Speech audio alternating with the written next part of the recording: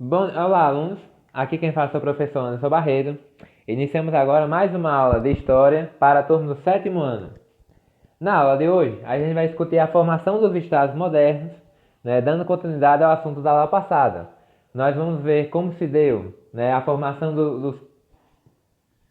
dos estados de Portugal, Espanha, França e Inglaterra.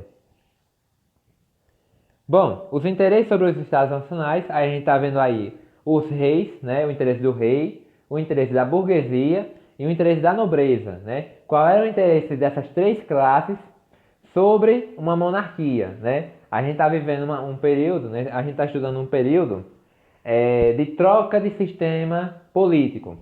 Você tinha o feudalismo, né, que eram os feudos, governados por um senhor feudal, onde ele dominava a sua região, e agora a gente vai ter uma troca desse sistema feudal para um sistema monárquico, né? Você tem um rei que governa todo um país, todo um território, e dentro desses territórios você tem os nobres, né?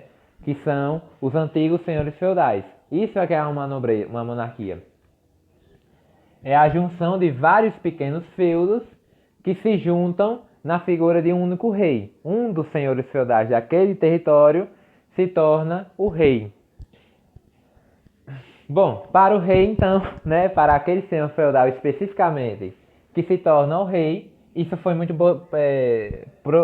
positivo para ele, porque ele continuou tendo regalias, ele continuou recebendo impostos, e para ele era uma coisa benéfica, né? Se ele ia continuar sendo um senhor feudal ou um rei, muito melhor ser um rei. A burguesia entendia que, para o comércio crescer e se consolidar, seria necessário um estado unificado. A gente vai ver isso mais detalhado para frente, né? Mas a burguesia entendia que, para o comércio se desenvolver, o jeito que estava levando as coisas estava ruim. Por quê? Para que um comerciante atravessasse de um feudo para outro, ele pagava imposto. E aí, quando ele ia atravessando vários feudos, ele pagava vários impostos. Eles entendiam que, com um Estado centralizado, com um rei, eles só teriam que pagar um único imposto para a coroa. E assim, iria ter mais lucros no seu comércio. A nobreza, ela não entendia que aquilo seria uma coisa positiva, porque ela entendia que isso faria com que ela perdesse poder, perdesse status, né? Mas quando ela percebe que com o rei, né, as crises com os camponeses estavam diminuindo, porque os camponeses tinham mais temor de um rei do que um senhor feudal, né? As crises, né, as revoltas dos camponeses contra os senhores feudais estavam aumentando naquele período. E por conta disso, eles entendem que com o rei, essa crise iria se resolver. Porque em vez de você criticar o senhor feudal, você critica o rei. Então, eles passam a culpa para o rei. Então, esses eram os interesses dos Estados Nacionais, né? Onde cada classe ela via uma coisa positiva na formação das monarquias. E aí nessa imagenzinha a gente está vendo um resumo de tudo isso, né? A gente vai discutir um pouco mais sobre isso na videochamada, mas eu só queria destacar o seguinte, né? A relação do rei com a igreja e a nobreza, né? A igreja e a nobreza estão sustentando o rei, né? Eles sustentam esse discurso do rei, de ele ser um governo centralizado, forte, e ao mesmo tempo o rei apoia parte, né, e compartilha um pouco de sua renda, dos impostos que ele recebe, tanto dos camponeses como da burguesia, com a igreja e a nobreza, né? Esse sistema de troca, né, de compartilhamento, é o que beneficia esse Estado absolutista, esse Estado monárquico que surge na Europa.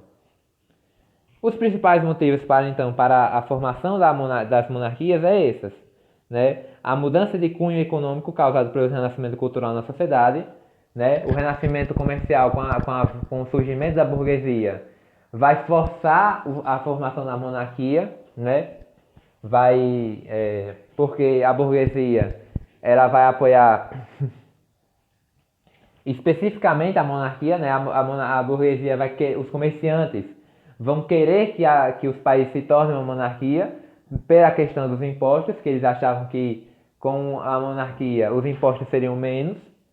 A aliança com a Igreja Católica, que a Igreja Católica vai continuar vendo algo positivo na formação das monarquias, na figura do rei, porque agora ela iria apoiar a monarquia e com isso os reis iriam apoiar a Igreja. Era uma troca também.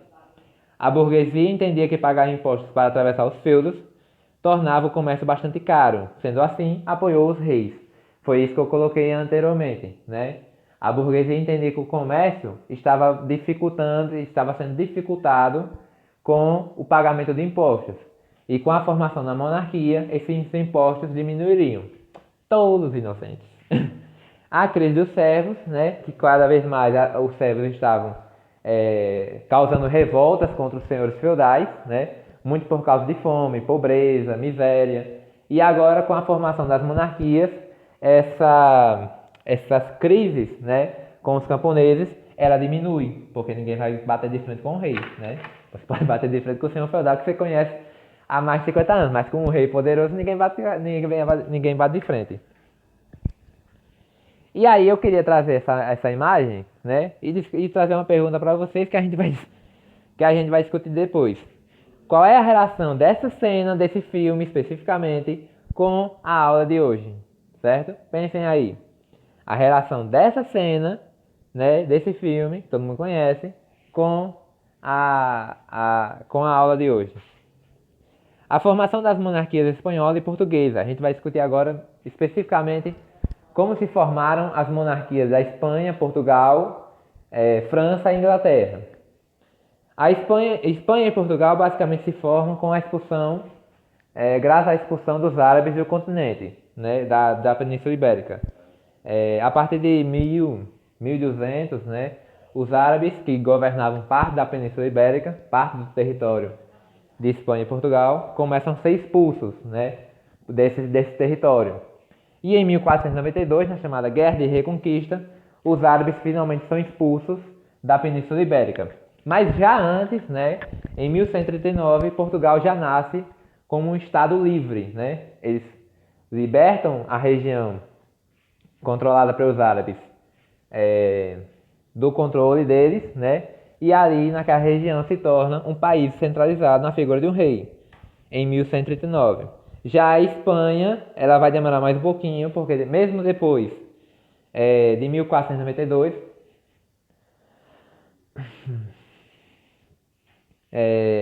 os estados, né, a região da Espanha ainda não se torna uma monarquia centralizada. Ela vai se dividir em 4 reinos: Leão, Navarra, Castela e Aragão. E como a gente vai ver nessa imagem aqui, mesmo depois da expulsão dos árabes, eles continuam sendo separados. Mas com o tempo, né, com casamentos, guerras, conquistas, né, esses 4 reinos vão se tornar um único estado centralizado na figura do rei espanhol. A gente está vendo aqui que nas imagens, né, com o passar dos séculos, né, a região que era dominada pelos árabes, essa região amarela, né, ela foi diminuindo. E com o tempo eles são expulsos do território espanhol, do território da Península Ibérica, libertando então o reino de Portugal e futuramente o reino da Espanha. A formação da monarquia inglesa, né, ela é um pouco complicadinha, porque é o seguinte: a Inglaterra era formada por 4 reinos diferentes, né, como a gente já sabe hoje em dia, né. A Grã-Bretanha, como é chamada, né, ela é formada por Escócia, País de Gales, Irlanda e a Inglaterra, especificamente, que ainda não existia, porque ela era formada por povos diferentes, né. Ela era formada por povos celtas, que é um povo originário do norte europeu, e por povos anglo-saxões, que sempre viveram naquela região onde hoje fica a Inglaterra. Então havia muitas disputas entre reinos, né, entre regiões, por causa dessa diferença de gênero, né, de povo. Os celtas sempre disputavam o controle da região da Inglaterra com os anglo-saxões.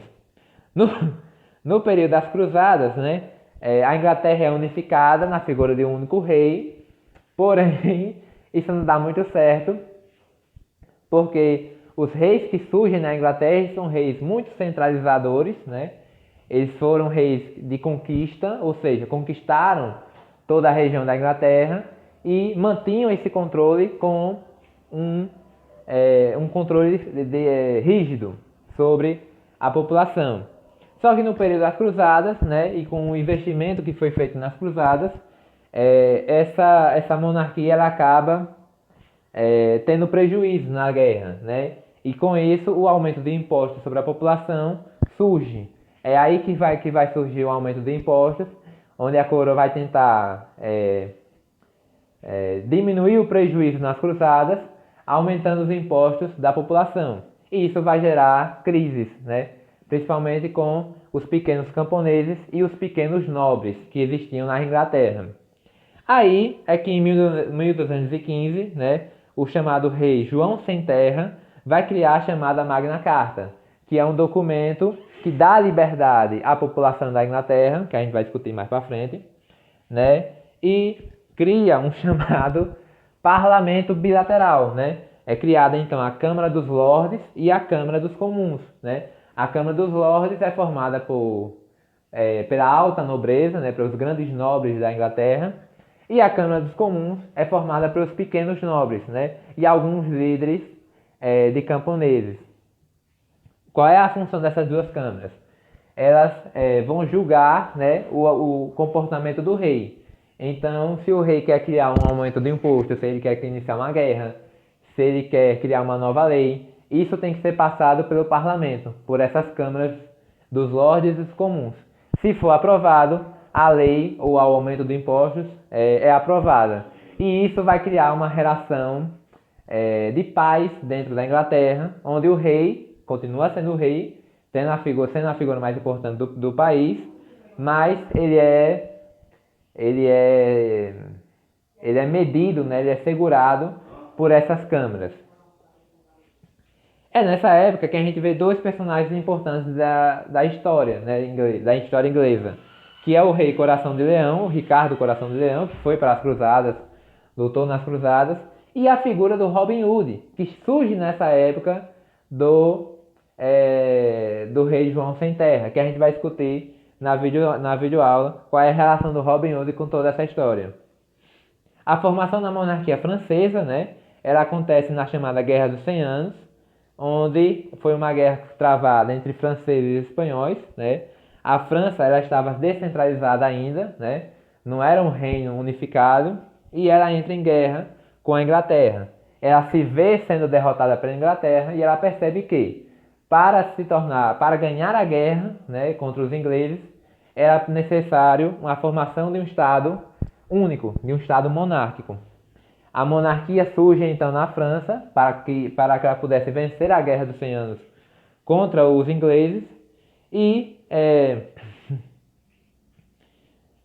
com isso os franceses então derrotam os ingleses na guerra, né, muito com a ajuda de Joana d'Arc, e a partir daquele momento a França surge como um país centralizado na figura de um rei, porque ela percebeu que para manter sua ordem territorial e impedir guerras, né, de serem travadas, era necessário a figura centralizada de um rei para impedir o avanço dos inimigos. Joana d'Arc, né, a história de Joana d'Arc, acho que vocês conhecem, né, ela lutou na Guerra dos 100 Anos, ela tem um papel de destaque, porque foi graças à liderança dela que os franceses conseguem expulsar os ingleses de Paris, da cidade de Paris, da capital, e com isso ela consegue uma retomada na guerra, e a França então vence a Guerra dos 100 Anos contra os ingleses. E ela teve um papel importante nesse período, porque ela meio que liderou o movimento de reconquista de Paris. Bom pessoal, essa é a aula de hoje, certo? A gente discute mais na próxima aula.